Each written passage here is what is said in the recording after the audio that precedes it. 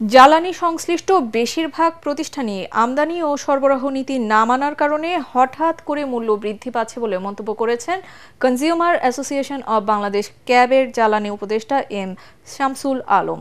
জাতীয় প্রেস ক্লাবে আলোচনা সভায় তিনি কথা বলেন। এ সময় এটিএন বাংলার বার্তা বিভাগের পরিচালক ও ডিবেট ফর ডেমোক্রেসির চেয়ারম্যান হাসান আহমেদ চৌধুরী কিরণ বলেন, ট্রেড বেসড মানি লন্ডারিংয়ের মাধ্যমে দেশের টাকা বিদেশে পাচার হয়েছে এবং ওইসব দেশে ট্যাক্স পরিশোধের মাধ্যমে সেসব অর্থ বৈধ করে নেওয়া হয়েছে। ফলে এসব অর্থ দেশে ফিরে আনা কঠিন হবে বলে মনে করেন তিনি। বিদ্যুতের মিটার রাখা হয়েছে, আমার বাসায় ফ্যান চলে না, বাতি চলে না, কিন্তু মিটার ঘুরতেই থাকে এবং মিটারের মধ্যে প্রিপেইড মিটারের মধ্যে দেখা যায় যে 1000 টাকা ঢোকানোর সঙ্গে সঙ্গে 100 থেকে 150 টাকা অটোমেটিকলি কেটে নিয়ে যাওয়া হচ্ছে।